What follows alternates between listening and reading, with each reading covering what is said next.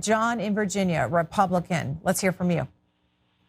Well, this is John Barron, and this is the worst decision you ever have in your life, practically.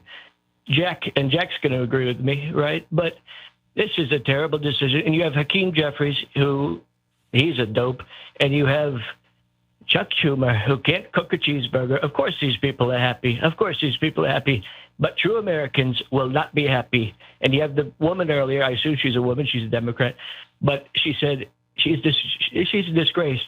She's devastated. All right, John. We'll go to Chester, who's in Baton Rouge, Louisiana. You're just going to cut John Barron off? He wasn't done. So let's get into it. After the Supreme Court's ruling, Donald Trump's opinion was similar to Mr. John Barron on C-SPAN there. During a news conference Friday afternoon, Trump called the court a, quote, disgrace, said the ruling was an embarrassment to their families. The Supreme Court's ruling on tariffs is deeply disappointing, and I'm ashamed of certain members of the court, absolutely ashamed for not having the courage to do what's right for our country, Trump said. According to the president's public schedule, Trump's meeting with the governor started at 9:30 a.m. at the White House. Two of the governors met with Trump. They began their post-meeting news conference at 11:53 a.m. Grand Hyatt in Washington, D.C. Trump held a private meeting beginning at 10:30 a.m., which was closed to the press. And Mr. John Barron called into C-SPAN at 10:51 a.m. I'll post with the timeline. According to a 2016 Washington Post article, Barron was Trump's go-to alias when he was under scrutiny, in need of a tough front man or otherwise wanting to convey a message without attaching his own name to it. Barron was quoted several times throughout the 1980s, but in 1990, Trump testified in a lawsuit. I believe on occasion I used that name. So it's up to C-SPAN to clear all this up, and they have, I think. Let's just read it. Because so many of you are talking about Friday's C-SPAN caller who identified himself as John Barron, we want to put this to rest. It was not the president. The call came from a Central Virginia phone number and came while the president was in a widely covered in-person White House meeting with the governors. Tune in to C-SPAN for the actual president State of the Union address Tuesday night. Another reminder that TYT, 9 p.m. Eastern, 6 p.m. Pacific, will be covering everything. John, Jank, Anna, they'll break it all down for you. And maybe John Barron will call in, Jackson. I don't know. Here's the thing, though. I'm going to believe this was not Donald Trump. It sounded like him. Good, nice little joke. Hee.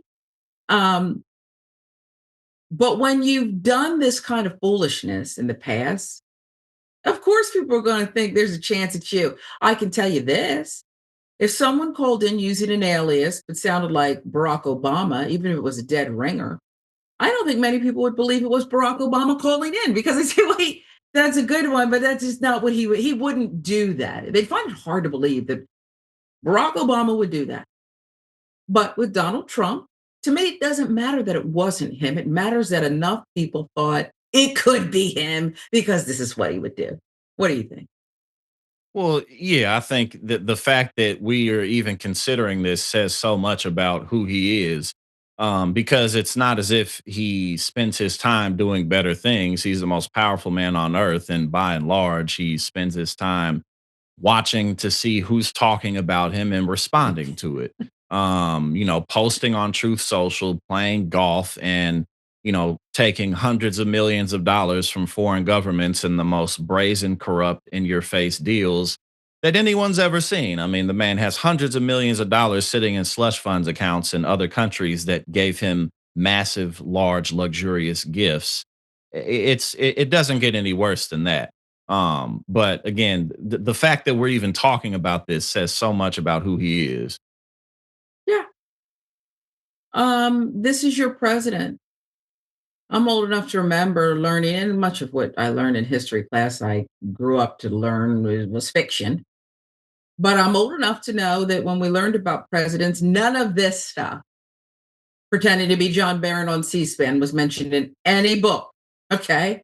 I don't know how they'll sanitize it once he's out of office.